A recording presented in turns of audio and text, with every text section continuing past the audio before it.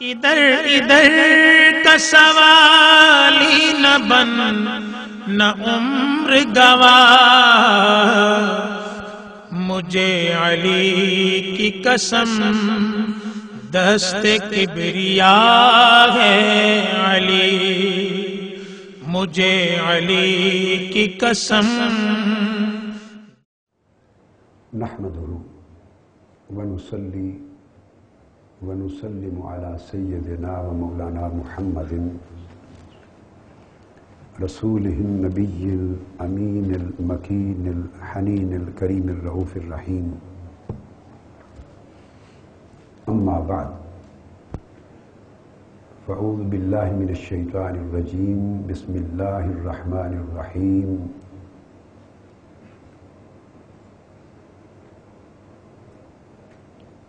وما يعقلها إلا العالمون، صدق الله مولانا العظيم۔ وقال الله تبارك وتعالى كونوا ربانيين، صدق الله تبارك وتعالى۔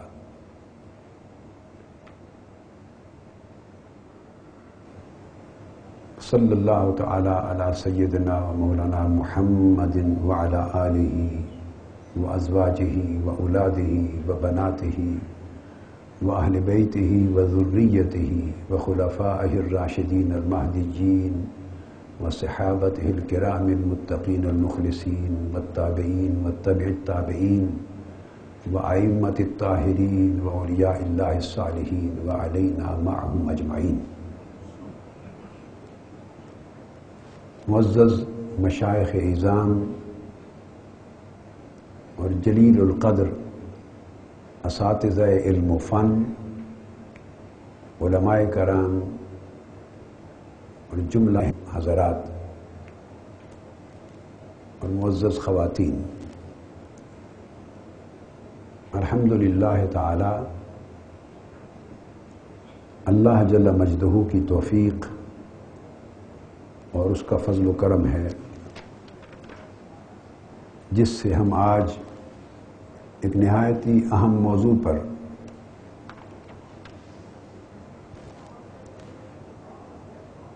گفتگو کر رہے ہیں، اور اس گفتگو کا پس منظر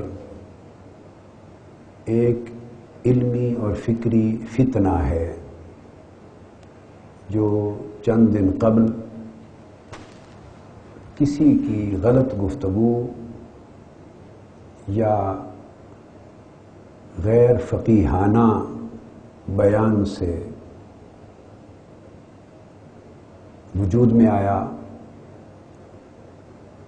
اور ہزاروں لاکھوں ذہنوں کو اس نے نہ صرف پریشان کیا بلکہ اہل بیت اطہار اور حضور علیہ السلام کے جمیع صحابہ کرام، ان کے تقدس پر، اکابر اور اسلاف امت کے تقدس پر، اور اسلام کے محرمات و مقدسات پر شکوک و شبہات کی گرد بہت سارے ذہنوں میں پڑی، اور ایسی فتنہ پرور باتوں سے اور مغالطہ انگیز تقریروں سے امت مسلمہ میں بالعموم اور نوجوان نسل میں بالخصوص اسلام کے معتقدات اور اسلام کے مسلمات کے بارے میں طرح طرح کے شکوک و شبہات پیدا ہوتے ہیں، اور مجموعی طور پہ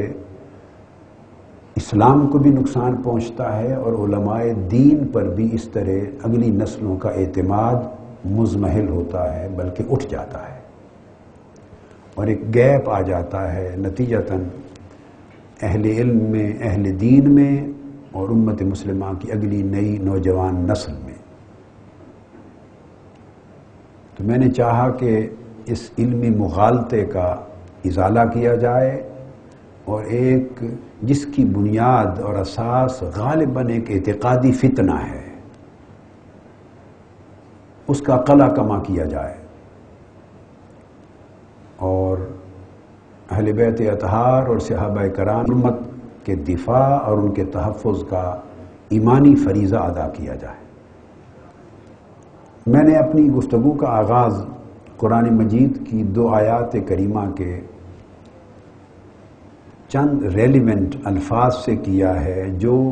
ہمارے نفس گفتگو کے ساتھ ریلیونٹ اور متعلق ہیں۔ سورہ عنکبوت میں اللہ رب العزت نے فرمایا آیت نمبر 43 میں وَمَا يَعْقِلُهَا إِلَّا الْعَالِمُونَ۔ یہاں اللہ رب العزت نے عقل اور علم میں 2 چیزیں بیان کی ہیں، دونوں میں فرق بھی بیان کیا ہے اور دونوں کا ربط بھی بیان کیا ہے کہ اس چیز کو صرف وہی لوگ سمجھتے ہیں جو صاحبان علم ہیں۔ اس کا مطلب یہ ہے کہ کسی چیز کے صحیح فہم کے لیے، تعقل کے لیے اور تفقہ کے لیے، کسی چیز کو کہ صحیح طور پہ سمجھنے کے لیے اس سبجیکٹ کا عالم ہونا ضروری ہے۔ اللہ رب العزت نے فرمایا جو العالمون نہیں ہیں، یعنی اس سبجیکٹ کو، اس خبر کو، اس موضوع کو، اس فن کو پورے طور پر نہیں جانتے اور اس کے کماحقہ عالم نہیں ہیں، وہ اس بات کو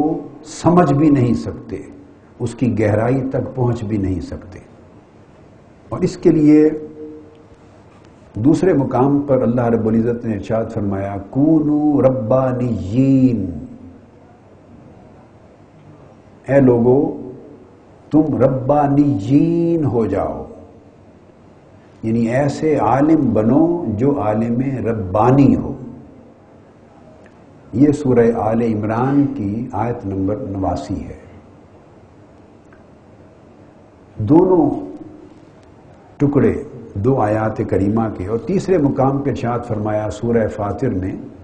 انما یخشی اللہ من عبادہ العلماء، کہ اللہ رب العزت کی خشیت رکھنے والے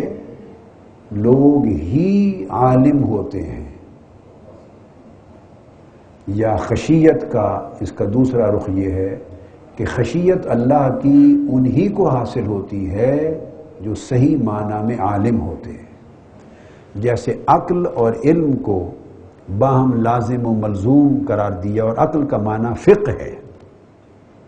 سمجھ ہے، فقہ تفقہ، تو علم و فقہ کو اور عقل کو اللہ رب العزت نے جوڑا ہے، اسی طرح علم کو اور خشیت کو جوڑا ہے۔ اگر خشیت نہ ہو، اور خشیت طبیعتوں کے اندر نرمی پیدا کرتی ہے، رفق پیدا کرتی ہے، طبیعتوں کے اندر ملاطفت پیدا کرتی ہے، عاطفت پیدا کرتی ہے، ملائمت پیدا کرتی ہے، اور اس کی وجہ سے طبیعتوں میں حلم آتا ہے، ٹھہراؤ آتا ہے، اور طبیعتیں ٹھنڈی ہوتی ہیں۔ اور یہ سارا جو مزاج کو یہ جو اثرات ملتے ہیں خشیت کے باعث، یہ اس سے ایک مزاج بنتا ہے علمی، وہ علمی مزاج دراصل دین اور شریعت کے احکام کے صحیح فہم و فقہ کے قابل بنتا ہے۔ اب یہ تینوں حصے آیات کریمہ کے جو میں نے قرآن مجید کے آپ کے سامنے اپنی گفتگو کی تمہید کے طور پر، عنوان کے طور پہ تلاوت کیے، انہیں امام بخاری صحیح بخاری کی الجامع الصحیح کی کتاب العلم میں لائے ہیں۔ تو گویا میں نے قرآن مجید کی آیات کریمہ سے تبرکاً گفتگو کا آغاز کیا، مگر اختیار کیا اسلوب اپنی گفتگو کو شروع کرنے کا امام بخاری کی الجامع الصحیح سے۔ انہوں نے کتاب العلم میں ایک باب قائم کیا ہے، اور وہ باب بہت ریلیونٹ ہے ہمارے کے موضوع کے ساتھ۔ یہ 10واں باب ہے صحیح بخاری کی کتاب العلم کا، اور اس باب کا عنوان بڑا عجیب ہے اور بڑا فکر انگیز ہے، اور ہدایت آفری ہے، ہدایت دیتا ہے، رہنمائی دیتا ہے۔ باب امام بخاری نے قائم کیا ہے باب العلم قبل القول والعمل، کہ کچھ بات کہنے سے پہلے اس کا علم ہونا ضروری ہے. یہ باب ہے کہ علم قول سے پہلے ضروری ہے. بعض لوگ